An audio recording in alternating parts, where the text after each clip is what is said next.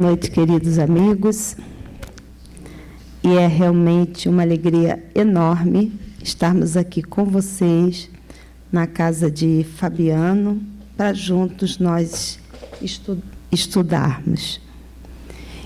Que os amigos espirituais, em nome do nosso Pai Criador, em nome de Jesus, nosso Mestre, razão do nosso viver, de estarmos aqui juntos, que esses corações abnegados cuidem de todos nós. Tenhamos a certeza, eles já estão nos tratando. Por isso que os nossos pensamentos, emoções e sentimentos estejam todos voltados para esses benfeitores, para que assim, efetivamente, tratados, saiamos daqui muito harmonizados, fortalecidos na fé, na alegria de viver, num bom ânimo e com muita esperança. Nosso estudo de hoje é para nós conversarmos um pouquinho sobre amor à vida. Será que nós amamos a nossa vida? Será que nós amamos a vida? Será mesmo? Nós estamos hoje, no dia 30 de setembro, encerrando o mês de setembro, que é um mês onde se faz uma campanha em favor da vida, não é verdade? E quantas pessoas menosprezam a sua própria vida através de loucuras, cometendo atos insanos. Quando nós estudamos o Evangelho segundo o Espiritismo, no capítulo 5, o capítulo se chama Bem-aventurados os aflitos. E vai ter, nesse capítulo, um estudo que trata de o suicídio e as loucuras, dos itens 14 ao 17. E quando nós nos debruçamos sobre esse estudo, nós vamos perceber que as pessoas que cometem suicídio, loucuras, na verdade, elas não amam a vida. Elas também não amam ao próximo, as pessoas. Sabem por quê? Porque elas também não se amam. E aí, sem referência de amor, sem o alimento essencial para a vida, como é que a pessoa fica muito doente, capaz de cometer as maiores loucuras? A doutrina espírita, ela nos esclarece, ela nos orienta para que nós não venhamos a cometer loucuras. Por quê? Primeiro, nós espíritas, nós temos a certeza de que nós somos espíritos imortais. Já não é um achar, hoje é uma certeza. Por quê, Denise? Porque também nós temos a certeza da vida após a morte, que na verdade não há morte, é vida após a vida. Finaliza uma experiência na carne para se iniciar uma experiência no plano espiritual, na erraticidade. Quando finda lá, inicia-se uma nova experiência aqui. É assim, vida após a vida. E por que nós temos tanta certeza? Bom, vamos parar para raciocinar? Primeiro, nós temos uma obra básica, codificada por Allan Kardec, que se chama O Céu e o Inferno. E nesta obra básica, maravilhosa, nós temos ali depoimentos de irmãos que se encontram lá no plano espiritual e falam da vida deles, da forma como eles se encontram. Uns felizes e falam a razão, outros sofridos, tristes, arrependidos, e também nos falam da sua vida. Se não bastassem esses testemunhos dessa obra básica da codificação, nós temos as nossas obras mediúnicas, que toda semana nós estudamos na Casa Espírita. Alberto acabou de ler uma mensagem belíssima de Emmanuel, psicografia de Chico Xavier. Emmanuel, espírito, está onde? No plano espiritual. E temos Emmanuel, temos André Luiz, temos Joana de Ângeles, temos tantos irmãos nos orientando no caminho da renovação, no caminho do bem, através de mensagens psicografadas, umas por psicofonia, e os amigos espirituais sempre a nos aconselharem. E mais, toda semana nas casas espíritas nós temos as reuniões mediúnicas. E nessas reuniões mediúnicas nós conversamos com os desencarnados, nós no plano espiritual. Eles lá falando de como eles se encontram, das suas dores, das suas dificuldades, esses irmãos que vêm para serem socorridos, como também os amigos espirituais que ali chegam para trazerem orientação. Meus amigos, daí é bom senso. Se vivemos o tempo todo dentro de uma casa espírita, com essa interação constante, estudando obras mediúnicas, conversando com os desencarnados, como é que eu vou ter dúvida da minha realidade espiritual? E nessa reunião aqui, agora, tem muitos irmãos desencarnados entre nós.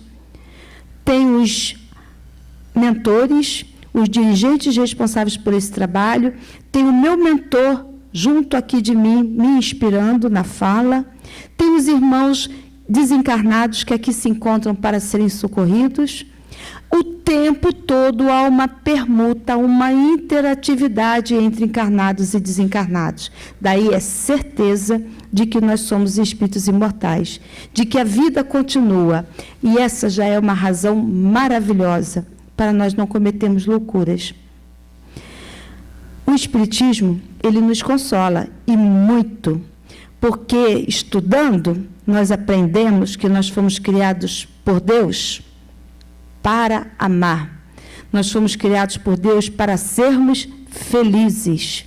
A dor, a dificuldade, os problemas, os desafios são momentâneos, são transitórios, oriundos de um processo de aprendizagem que nós precisamos realizar nesse momento, alguns outros de erros e enganos do ontem, de experiências transatas ou dessa própria experiência. Certo é que nós não vamos viver na dor, no sofrimento, na doença. Não, isso não. Nós vamos ser felizes, e isso é uma fatalidade. Porque nós estamos mergulhados no amor de Deus. Nós já falamos e vamos relembrar. Agora com o Espírito André Luiz, no livro Evolução em Dois Mundos, na primeira parte, no capítulo 1, e André Luiz nos ensina que o fluido cósmico que nós estudamos lá no Livro dos Espíritos, como matéria elementar, André Luiz ele nos ensina. O fluido cósmico, ele é o plasma divino, ele é o hausto do Criador, ele é a força nervosa do todo sábio. E nesse elemento primordial vibram e vivem constelações e sóis, mundos e seres, como peixes no oceano. Quer dizer que o fluido cósmico, essa matéria elementar do universo, da casa do Pai, André Luiz, ele nomeia de hausto do Criador, força nervosa do todo sábio. E tudo na vida está mergulhado no amor de Deus. Fomos criados por amor do Pai. Estamos vivendo mergulhados no amor de Deus. E o fim é conhecermos o Criador e continuarmos no amor de Deus. Condição de espírito puro, condição de Jesus. Amigos, isso é muito consolador. Isso é de uma alegria para pararmos para pensar e agradecer a Deus pela vida. Aprendemos a amar a vida, em vez de ficarmos melancólicos, reclamando e só falando de coisas pequeninas de um momento que logo vai passar. Querem mais um ensinamento para nós aprendermos a amar a vida? Será que nós realmente amamos o Criador? E esse ensinamento vem de João. Esse ensinamento, ele é forte, ele é severo, mas é João quem diz. Está lá na primeira carta de João, no capítulo 4, no versículo 20. E João nos ensina: aquele que diz que ama o Criador e odeia o seu irmão é mentiroso. Porque como pode amar aquele que não vê, se não ama aquele que vê? Esse ensinamento ele é muito forte. Nós amamos de fato o Pai? Nós amamos de fato a Deus? Porque enquanto nós tivermos raiva, ódio, mágoa, ressentimento, ficarmos falando mal das pessoas, desprezando as pessoas, nós, na verdade, não estaremos amando o Criador. Repetimos, João, capítulo 4, versículo 20 da sua primeira epístola. Aquele que diz que ama o Criador e odeia o seu irmão, odeia, não ama, não respeita, é mentiroso. Porque como pode amar aquele que não vê, se não ama aquele que vê? Se você não tem indulgência, se você não tem compaixão, se você não tem um sentimento de amizade, de amor. Daí não adianta nós irmos fazer uma oração ao Criador e com o nosso coração bastante sujo, de mágoas, de melindres. E é por isso que Jesus fala, antes de orar, reconcilia-te com o teu adversário. Mas é óbvio, porque você só vai agradar o Criador, você só vai poder louvar o Criador, se na verdade, você tiver com o seu coração puro, de amor, tendo compreensão, compaixão, respeito pelas dificuldades do outro. Denise, você fala isso porque você não sabe o que foi que ele fez para mim. Você não sabe do que ele me causou. E aí, Jesus nos ensina: atire a primeira pedra, aquele que tiver sem pecados. Perdoa não 7 vezes, mas perdoa 70 vezes 7. A questão é, para conseguirmos amar a vida, amarmos as pessoas e amarmos de fato a nós mesmos, é necessário uma renovação na nossa intimidade. Página de abertura. Renova-te agora. É necessário mudanças de comportamentos e muitas reflexões. Pensemos, se nós ainda nos encontramos com dificuldades, cometendo erros, enganos e frequentando a casa de Fabiano toda semana, aqui estudando, e se isso para nós é tão difícil, vocês acham que para as pessoas lá fora é mais fácil?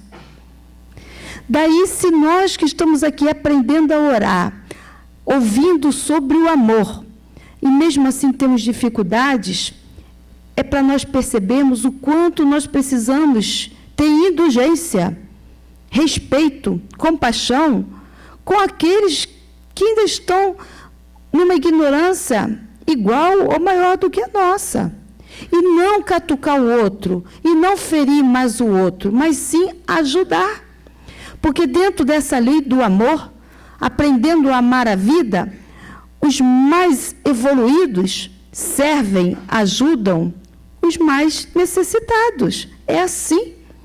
Na lei divina, os que mais têm luz são os últimos a serem os beneficiados. E no mundo do privilégio, os orgulhosos, os egoístas, os prepotentes, os autoritários são os maiores, são os primeiros a serem servidos.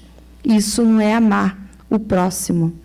Amar ao próximo é fazer, a exemplo do nosso Senhor Jesus, viver servindo. Eu não vim para ser servido, eu vim para servir e dar testemunho de amor. Por isso, para aprendermos a amar a vida, amando o nosso próximo de verdade, para que assim tenhamos verdadeiro amor dentro de nós, vamos repetir o ensinamento de João. Aquele que diz que ama o Criador e odeia o seu irmão é mentiroso. Porque como pode amar aquele que não vê, se não ama aquele que vê. Pensemos nisso, meus amigos, porque Jesus falou: toda a lei, todos os profetas se acham resumidos, inseridos dentro do ama a Deus acima de tudo e ama o próximo como a ti mesmo. Para eu amar o Criador, eu preciso amar o próximo como a mim mesmo. Mas se eu quero amar o Criador e eu odeio e eu não amo o meu irmão, pronto, não consigo fazer absolutamente nada dentro dessa lei maior, lei do amor. Daí, qualquer ato impensado vai gerar uma consequência funesta, uma consequência ruim para o futuro. Lógico, lei de causa e efeito. Uma desarmonia, um desequilíbrio dentro dessa lei do amor gera um comprometimento diante da nossa própria consciência. Que juiz severo vai nos convidar à reabilitação. Pensemos, portanto, naquilo que nós vamos falar, cuidemos dos nossos pensamentos, das nossas emoções e sentimentos, para que depois não tenhamos gestos impensados, levados pelo impulso, pelo primitivismo do homem do ontem, para depois chegar ao arrependimento e à dor. Porque, na verdade, quando nós agredimos ao outro, ou aos seres da vida, da criação, na verdade nós estamos agredindo a nós mesmos. Porque no final das contas, vamos precisar nos reconciliar com a nossa própria consciência. E aí isso é uma demonstração de carência de amor. Porque enquanto eu ficar me agredindo, eu não me amo. Porque como é que eu posso me amar se eu faço coisas que vão me levar à dor, ao sofrimento? Entendem o que nós estamos falando? É raciocinar. Ah, Denise, mas eu não quero perdoar. Não, Denise, eu quero me suicidar. Mas acontece que nós, hoje, temos razões muito sérias para entendermos os comprometimentos de gestos impensados. Na verdade, cometer uma loucura, um suicídio, é uma agravante. O suicídio é o ato de maior rebeldia diante desse amor divino. Isso vai gerar um comprometimento severo para o amanhã, porque você não se libera das provas, dos testemunhos, dos ensinamentos que você precisa passar. E você ainda dificulta uma caminhada pela tua rebeldia. Você agredir o Filho do Criador, na verdade, você está se agredindo. E o pai, logicamente, não vai ficar feliz com essa agressão. Querem ver um exemplo bem simples? Trazer para a nossa realidade do dia a dia. Alguns aqui têm filhos, não tem? Tem? Tem filhos. Se vocês andam na rua com os filhos de vocês e alguém machuca o filho de vocês, se alguém bate no filho de vocês, vocês vão ficar felizes? Vão? Não vão, né? E olha que nós estamos falando de uma relação consanguínea, onde o que vocês ofertaram a esse filho foi a genética, para a construção da máquina, da vestimenta orgânica. Porque, na verdade, o filho de vocês é filho de Deus, porque vocês são filhos de Deus. Se vocês, como pais consanguíneos de uma relação do berço ao túmulo, se sentem condoídos quando alguém machuca o filho de vocês, vamos levar para a realidade espiritual? Será que o Criador, Pai de todos nós, vai ficar feliz quando alguém agrediu o filho dele? Se o amor dele é maior do que o nosso? Já pararam para pensar nisso? Porque a herança divina que eu trago dentro de mim, você também tem, você também tem. Porque a maior genética da vida é a genética divina. Criados por Deus simples e ignorantes, e vamos alcançar o estado de pureza, de espíritos puros. Ora, Se eu que ainda não aprendi a amar nessa grandeza, nessa pureza, esse amor verdadeiro, que o amor puro é do Criador, mesmo assim eu me compadeço da dor do meu filho, amigos, pensem agora no Criador. Ele vai ficar feliz com o nosso gesto de agressão? Se a gente falar mal do outro, usar de maledicência, calúnia? É lógico que não. Isso é tão óbvio. Essa é uma razão para nós não desejarmos mais fazer mal a ninguém. Ah, Denise, mas e aquele coração muito endurecido, e aquele coração perverso, e aquele marginal, filho do Criador? E amanhã será um espírito de luz, com certeza. Com certeza. É um olhar de compaixão, de respeito à obra do Pai, de compaixão para com o outro. Porque isso é o início de um desenvolvimento de um amor puro, sentimento verdadeiro. É disso que nós estamos falando. Amar a vida, para amar a vida verdadeiramente, precisamos olhar para a natureza, para toda a obra do Criador, para todos os seres, para as pessoas, com um olhar mais bonito. Mais bonito. Parar de reclamar, parar de se queixar. Um olhar mais belo, um olhar de gratidão. Sim, é isso. Mais gratidão na vida, menos reclamação. Fé raciocinada, para de bom ânimo nós caminharmos. Não adianta apenas estudar, não adianta participar de um grupo de estudo, de um ESD, não adianta assistir uma palestra pública, uma palestra na internet, não é o suficiente. É necessário raciocinar e colocar os ensinamentos dentro da tua vivência diária. Fé raciocinada. Se eu fizer isso, onde isso vai me levar? Vai me levar a uma dificuldade interior? Não vou dormir bem? Minha consciência vai doer? Por que eu vou fazer isso? É raciocinar.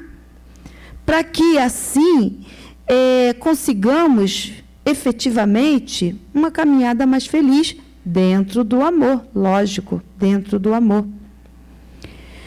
Se um gesto impensado vai gerar uma dor no futuro, isso é óbvio, uma fé raciocinada, um pensar a cada momento, pensamento em vigilância, muita oração, vai sinalizar o melhor rumo que eu devo dar nas situações que eu vou me deparar. Isso é óbvio. Passa por amar a vida, ter essa lucidez, fazendo escolhas melhores, que te levem ao bem, e não à dor, ao sofrimento. Isso é amar a vida. Fazer melhor uso da nossa própria liberdade.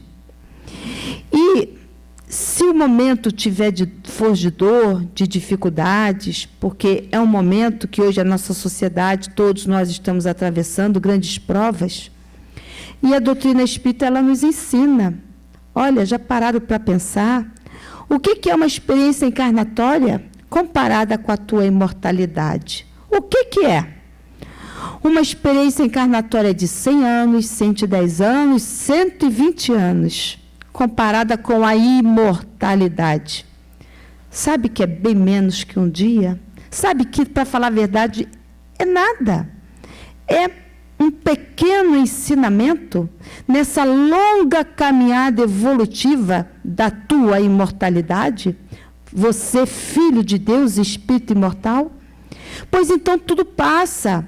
A dor vai passar, o momento de dificuldade vai passar, e amanhã você vai estar numa situação mais feliz. Não cometer suicídio, loucuras, passa por essa reflexão. Sou espírito imortal. É um momento de dor, como tantos outros eu já vivenciei. E daqui a pouco eu vou superar e vou aprender com ele. Isso oferece resignação, esperança, consolo, alegria de viver. Dessa forma, eu aprendo a amar a vida.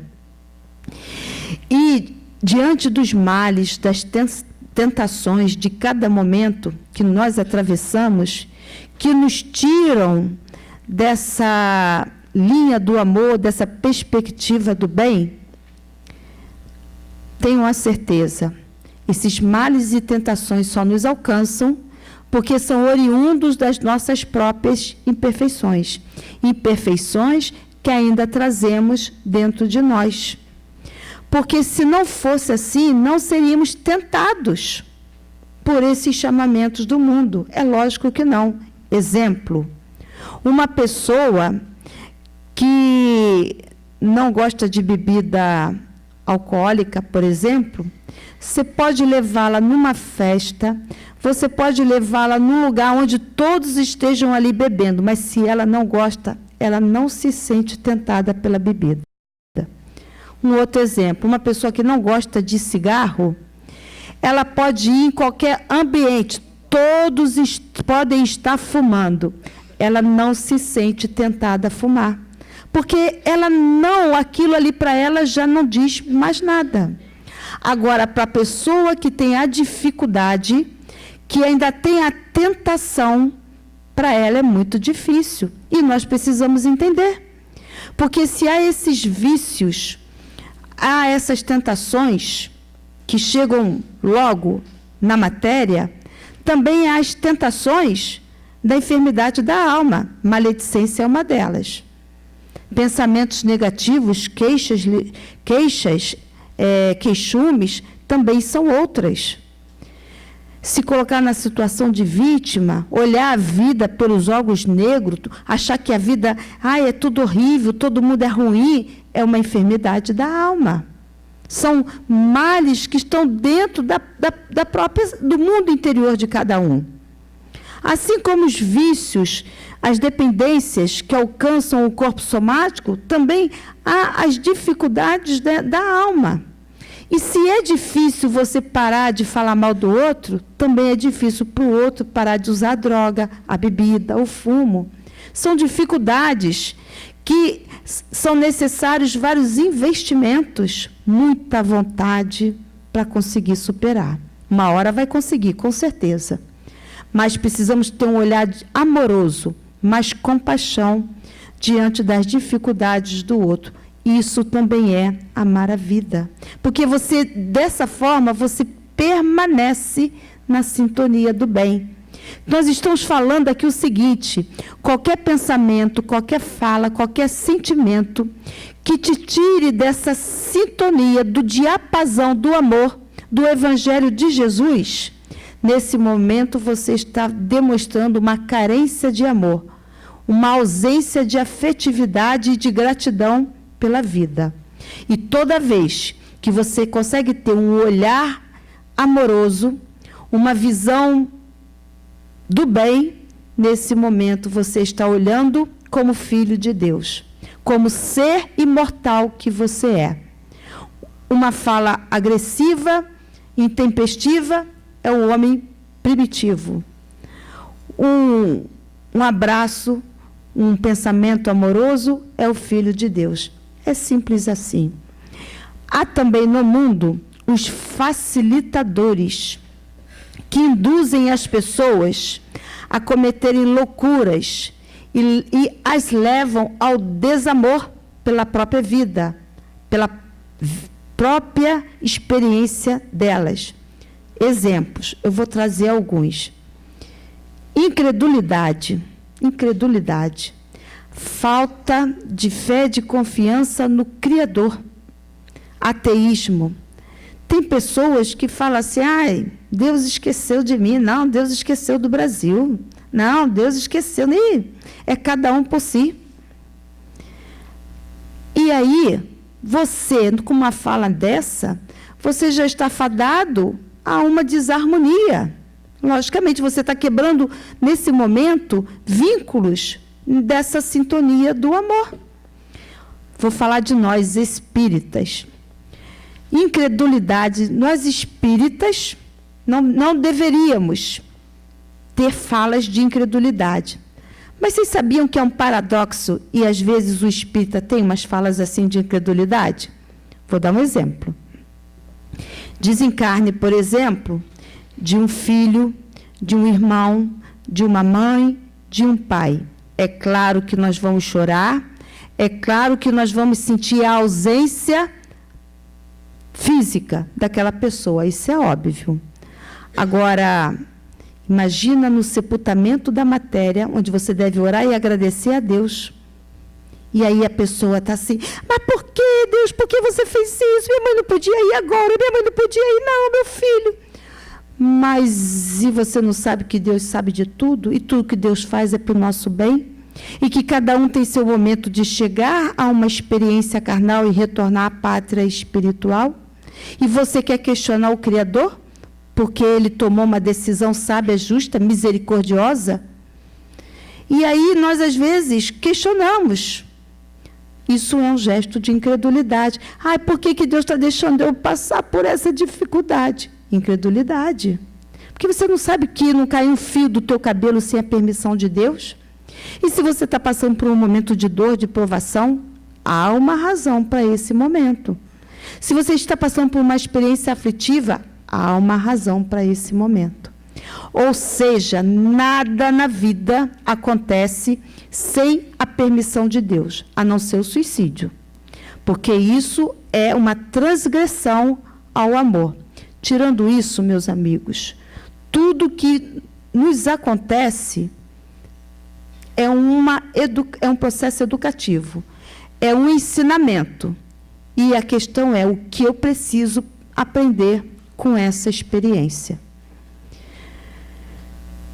E nem sempre as nossas falas, os nossos comportamentos são condizentes com essa fé raciocinada. Porque, por um momento, parece que nós temos um comportamento de incredulidade. Outra, dúvida sobre o futuro. Nós já falamos no início dessa reflexão que nós temos razões para lá do que suficientes, verdadeiras, comprovações científicas de que a vida continua após a morte. Porém, tem outras pessoas que não acreditam, nem sequer acreditam na reencarnação. Então, para elas, ter dúvida do futuro ainda é uma possibilidade, para nós não mais. Mas, também às vezes, o espírita tem determinados... Eu vou falar do espírita porque somos nós. Vamos falar da nossa vivência. Parece que tem espírito que às vezes também a gente não consegue bem entender. Ou melhor, conciliar uma crença, uma fé raciocinada, com uma fala intempestiva ou momentânea. Tem espíritas que têm medo de trabalhar numa reunião mediúnica. Mas como assim? Você não é espírito? E você não está a hora encarnado? E você tem medo de trabalhar numa reunião mediúnica? Eu em conversar com o espírito, nem pensar. Mas não dá para entender, né? Porque você está com medo de você mesmo amanhã, é isso? E aí não faz muito sentido. Fé raciocinada, bom senso, para a gente viver dentro dessa lei do amor. Outra dificuldade, ideias materialistas. O mundo nos convida ao consumismo, ao imediatismo. O mundo nos mostra tragédias, dores, sofrimentos. E tudo isso nos tira do foco do amor, nos tira do Pai. Porque é o convite para a ostentação, é o convite para a ganância, para o poder. E se você viver só nessa sintonia, você adoece. E você não vai alimentar o amor dentro de você, mas não vai mesmo. Porque os chamamentos do mundo é para te levar à doença, te levar à covardia, ou te levar à agressividade da competitividade, do consumismo, da briga acirrada, vendo nas pessoas inimigos. Mentira, nós somos irmãos. Mentira, o mundo, ele está maravilhoso. As pessoas têm medo de saírem na rua, mas sabe que na rua está cheio de amigos espirituais trabalhando? Sabia que Jesus está aí pela rua servindo? E as pessoas só falam dos espíritos endurecidos, mas sabia que tem um monte de amigo espiritual trabalhando também? Mas aí a pessoa só fica focada no mal, na violência, na agressividade. E sabia que Jesus continua no comando desse planeta? E que Jesus falou que nenhuma das ovelhas vai ficar perdida? Então, essas ideias materialistas, esse foco só nas coisas do mundo, te tira a referência do teu ideal, da tua grandeza espiritual, do fim da tua experiência encarnatória, te enlouquece, te leva à ausência do amor. Por incrível que pareça, se você não parar para pensar e você viver sendo atropelado pela mídia, pelas informações que chegam até você, você vai ficar doente. Mas pode ter certeza disso. Vai cair na depressão, vai chorar o tempo todo. Mas você vai ficar muito doente. Não pode viver com as ideias do mundo. Não estou falando que, como pessoas que nesse momento vivem no mundo, a gente não pode saber das coisas do mundo. Não é isso. Mas é viver no mundo como filho de Deus. É disso que nós estamos falando. Eu estou no mundo, participo de uma sociedade, mas eu sou filho de Deus e a minha morada é no plano espiritual. Faz toda a diferença. Eu não sou matéria, eu não sou um corpo de carne. Eu só estou, no momento, numa roupagem carnal. Faz toda a diferença para eu viver me amando, amando a vida. Querem ver mais um grande dificultador que nos tira do amor? Mas é muito mesmo. Os piores cânceres, as piores doenças, os piores algozes desse mundo. A gente fala de assaltante, a gente fala de pedófilo, a gente fala de tudo isso. Só que os piores desse mundo inferior se chamam orgulho e egoísmo. E esses piores inimigos, algozes, assaltantes da nossa paz, da nossa felicidade, que nos tiram do amor, vivem dentro de nós. Porque enquanto você ceder ao orgulho e egoísmo, você se machuca. Você machuca o teu próximo e você agride a lei divina. Com isso, você não é feliz. Enquanto você achar que você é melhor do que o outro, que o privilégio é para você, que os maiores benefícios são para você, enquanto você falar assim, você sabe com quem você está falando? Mas quem é você? Enquanto a pessoa tiver esse pensamento pequenino, mesquinho da vida, se achando o máximo e machucando, menosprezando as pessoas, você tem fama? Você tem poder? Qual é a faculdade que você fez? Quem é você? Enquanto você tiver como padrão de valores essas coisas, é o orgulho e é o egoísmo, que te faz machucar o outro, ofender o outro, melindrar o outro, competir com o outro, agredir o outro, e no final você é que sai muito machucado. Ausência total de amor. Porque enquanto você alimentar o orgulho e o egoísmo dentro de você, você não consegue caminhar pelo amor. Não consegue. Não consegue. As chaves que abrem os reinos dos céus, ditas pelo nosso Senhor Jesus, está lá no Evangelho, segundo o Espiritismo, capítulo 15, item 3, com todas as letras. Caridade e humildade são as únicas chaves que abrem o reino de Deus. Seus maiores oponentes, orgulho e egoísmo. Enquanto você estiver no orgulho e no egoísmo, você vai ficar como espírito inferior. Em que lugar? Mundo inferior. De dor, de sofrimento, de selvageria, de briga, doença.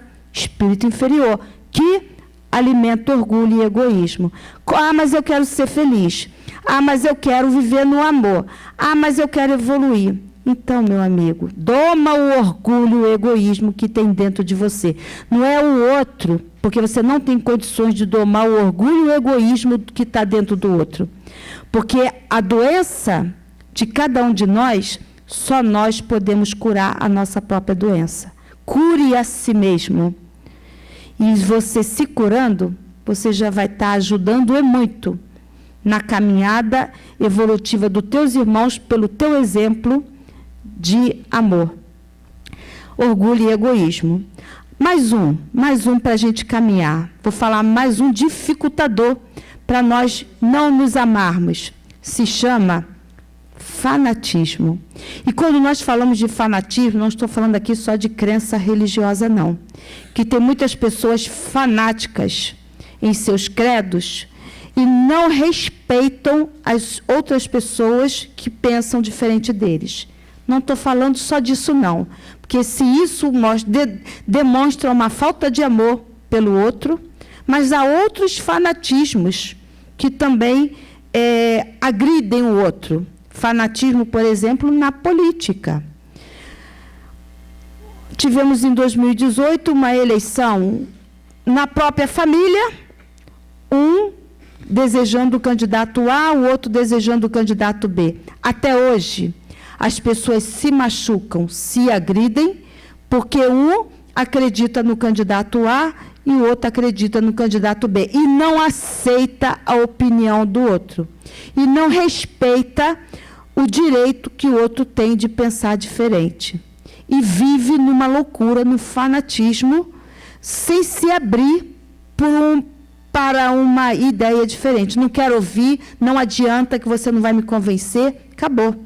Vira um fanatismo. Fanatismo na política, fanatismo no futebol, fanatismo até, por incrível que pareça. Olha, o ser humano, numa mente doente, é capaz de cometer loucuras. E, olha, fanatismo até com aquilo que é saudável. Eu vou dar um exemplo, parece absurdo, mas veja a que ponto chega uma ideia fixa, uma obsessão. Sabem que água de coco faz bem para a saúde? Todo mundo sabe disso, né? Agora, imagina vocês conviverem com uma pessoa 24 horas do dia e a pessoa acordar e falar assim, ó, toma água de coco agora, porque água de coco faz bem para a saúde. Você vai sair, olha, não esquece de tomar água de coco. Leva água de coco para o trabalho. Chega no trabalho e fala, vem cá, você vai tomar água de coco? Não, não toma isso aí, não. Não toma café, não, toma água de coco. Vocês já pararam para pensar numa pessoa o tempo inteiro, 24 horas do dia, do teu lado, falando assim, só água de coco, só água de coco, só água de coco? E olha que água de coco faz bem para a saúde, hein? Mas vira uma monoideia, vira uma obsessão, vira um fanatismo. E a pessoa, ela não consegue se abrir para mais nada. Gente, isso é sério. A que ponto chega a loucura?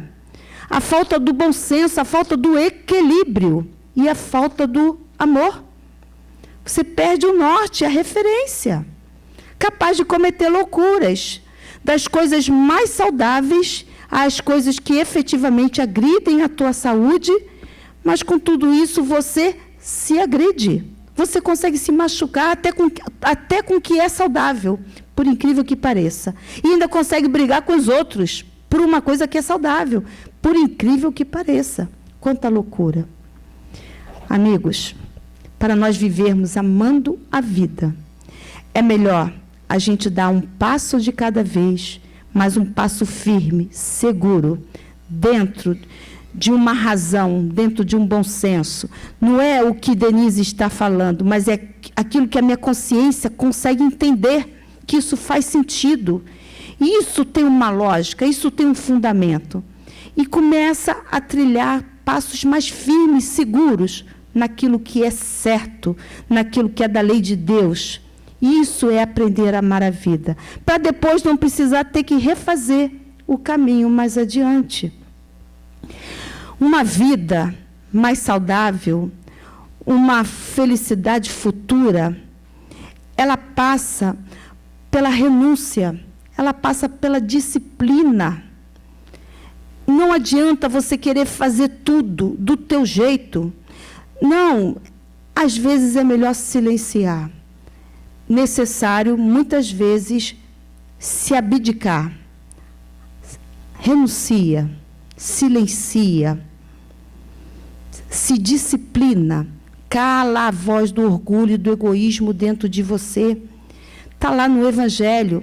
Não é flagelar o corpo, não. Flagela a alma. Flagela o homem inferior, o animalizado, o orgulhoso, o egoísta. É disso. Flagela. Flagela esse homem primitivo, para que o Filho de Deus se apresente na sua beleza, cheio de amor. Renuncia. Disciplina. Silencia. Não vai falando abruptamente, não fica machucando as pessoas desnecessariamente. Melhor silenciar para que não venha uma agressão, porque se vier agressão, você já saiu do amor. Já não há mais amor por você, pelo outro. Já há aí uma dificuldade tamanha, um desregramento, para depois um convite a uma renovação. Silencia, disciplina e renuncia. Porque, no final das contas, para a gente viver dentro do amor, aprendendo a amar a nós mesmos, amar a vida, olhando para as pessoas com mais carinho, mais respeito, aprendendo a amar, aceitando a cada um da forma como cada um pensa, quer viver, é direito de cada um. Deus dá a cada filho seu esse direito. E só Deus convida a renovação no tempo de cada um. Não tenho eu essa condição. Passa, meus amigos, por uma iluminação íntima, por uma beleza interior que vem desse filho que já está cansado de sofrer, que já está cansado de errar, de se machucar. Passa por reflexões: o que eu quero dessa vida? Até onde essas loucuras vão me levar? O que eu estou conseguindo com tudo isso? Entendem o que nós estamos falando? Parar e falar assim: será que eu já não estou cansada de sofrer, não? Até que ponto eu vou continuar me agredindo, me machucando e vivendo assim, sufocada nessa ausência do amor? Será que isso já não está me fazendo muito mal, não? É disso que nós estamos falando. Não é olhar para o outro, não, mas olha para dentro de você. Será que você realmente está feliz? Será que está tudo bem, de fato, na tua vida, com as escolhas que você está fazendo nesse momento? Será que a gente não pode ficar mais bonito interiormente? Ter mais saúde e muito mais alegria de viver? São essas reflexões para que a gente consiga realmente aprender a amar a vida. Joana de Ângeles, ela no livro Amor, Imbatível Amor, ela nos dá um ensinamento para que a gente consiga conquistar esse amor. Porque, na verdade, só a pessoa que vive dia a dia, trabalhando pela sua moralização, pela sua espiritualização, essa pessoa que vive focada na sua evolução espiritual, essa pessoa vive mergulhada no amor. E ela não perde o rumo da própria vida. Porque se ela ouve uma notícia do mundo, mas ela está focada em se moralizar, em se espiritualizar. Porque se ela sai na rua e vê uma dificuldade, mas ela está focada em se moralizar, em se espiritualizar. Então, essa pessoa, ela vive mergulhada no amor. Ela não perde o rumo da sua vida. Uma pessoa assim não comete loucuras, não comete suicídio. E aí, Joana de Ângeles, no livro Amor, Imbatível Amor, psicografia de Divaldo Pereira Franco, ela nos ensina como é que nós vamos conquistar o amor. Resposta de Joana de Ângeles: a conquista do amor, ela é resultado dos processos emocionais amadurecidos, vivenciados pela conquista do si. Vamos repetir? Como é que se conquista o amor? Porque se eu preciso amar a vida, amar a mim mesmo, e se nós nos machucamos tanto, cedemos a tantas tentações do mundo, como nós já falamos, como é que eu conquisto o amor? Joana de Ângeles. A conquista do amor é resultado dos processos emocionais amadurecidos, vivenciados pela conquista do si. O que a Joana está nos ensinando? Enquanto vocês não lutarem, enquanto vocês não se esforçarem, porque se é resultado, cai do céu? Não cai do céu. É conquista, é resultado. Então, é preciso esforço, empreendimento, para que as minhas emoções, os meus sentimentos, sejam no diapasão de Jesus, no diapasão do Evangelho. Processos emocionais amadurecidos, diapasão de Jesus. Perdoa, seja humilde, ama teu inimigo. Se alguém te bater na face esquerda, oferece a outra. Não sabe a vossa mão esquerda o que dê a mão direita. É pelo diapasão de Jesus. Sintonia de Jesus. Nesse diapasão, processos emocionais amadurecidos, conquistados, numa luta, num investimento pela tua felicidade. Então, essa conquista do amor, ela é resultado, ela é fruto de um trabalho teu, onde você amadurece tuas emoções, teus sentimentos, porque hoje o teu ideal, teus pensamentos estão voltados para o alto. Vivenciados pela conquista do si.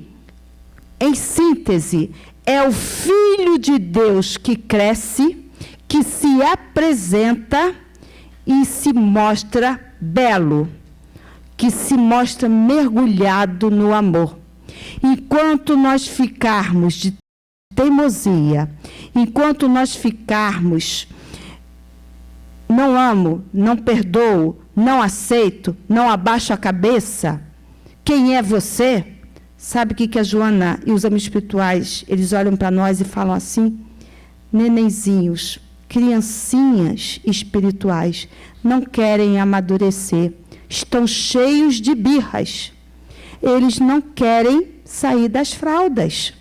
Sabe aquela criancinha teimosa que você fala, meu filho, caminha, sai da chuva, para de se machucar, e a criança continua na chuva e se machucando? Somos nós, crianças espirituais, porque já não é mais novidade, que pelo amor nós vamos ser felizes. Isso é novidade de verdade? Não é, gente. Não é. Com Jesus, esse ensinamento já chegou até nós. Com a doutrina espírita, o Evangelho na sua pureza, falando, olha, a lei soberana da vida é o amor. Isso não é novidade. A novidade, que não é mais novidade, é a rebeldia, é a teimosia. Porque até quando nós vamos ficar ouvindo o ensinamento, olha, o norte é aqui, caminha pelo amor. Não, eu não quero, eu vou ficar na raiva, eu vou ser teimoso, eu não vou perdoar, não adianta. Tá bom, fica na chuva. E você continua na chuva. E aí você, na verdade, não se ama. Você não se ama. E se você não se ama, como é que você vai amar o outro? Também não tem como amar. Você está de mal contigo mesmo? Como é que você vai amar a vida, vai reverenciar a vida? Também não ama a vida. E aí não tem amor. Não tem amor. A conquista do amor, ela é resultado dos processos emocionais amadurecidos, vivenciados pela conquista do si. Finalizando esse nosso trabalho, vou contar uma história verdadeira para vocês, que não é conto de fadas, não tem final feliz, mas mostra uma ausência de amor profundo, um desequilíbrio enorme de uma companheira. É uma história verdadeira, que nós colocamos nesse nosso livro, que foi lançado ano passado pelo SEEG, o Consolador Entre Nós. É uma história triste, mas mostra a carência do amor.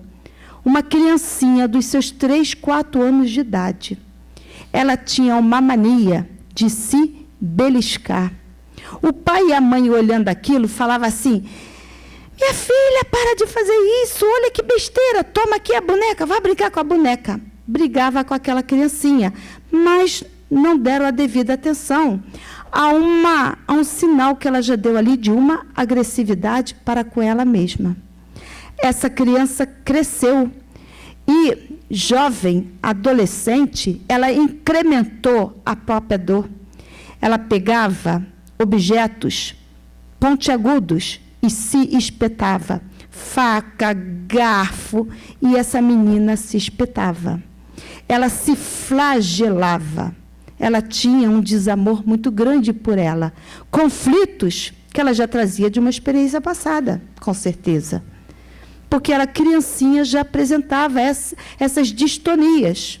O pai e a mãe brigavam com essa menina e falavam assim: maluca, tu não tem o que fazer na vida, não? E batiam, machucavam e agrediam, porém não davam amor. Essa jovem, ela ficou adulta. E na empresa que ela trabalhava, só ia com blusas de mangas compridas. Podia estar o calor que fosse. Aqui no Rio de Janeiro, 40 graus, estava ela de blusa de manga comprida, blusa toda fechada. E as pessoas na empresa riam dela. Apesar dela ser uma boa profissional, uma pessoa muito séria, calada, mas era uma boa profissional. E as pessoas falavam assim: nossa, que mulher louca. Julgavam e condenavam. Mal sabiam dos problemas daquela companheira. Essa companheira, ela aumentou ainda mais a sua dor, pois ela era capaz de esquentar a ponta da faca no fogão e ela se queimava. Ela tinha cicatrizes de sérias queimaduras no corpo. Foi parar num psiquiatra, foi parar num psicólogo. Família não era espírita, ela também não. Amigos, quantas loucuras cometidas, podendo chegar ao ápice da maior loucura, que é o suicídio. Pela falta do amor, pela falta de uma conexão com o Criador.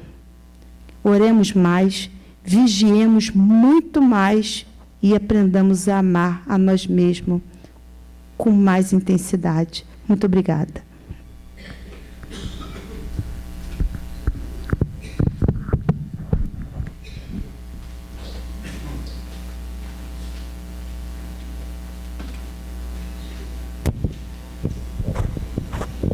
Agradecemos a Denise pelas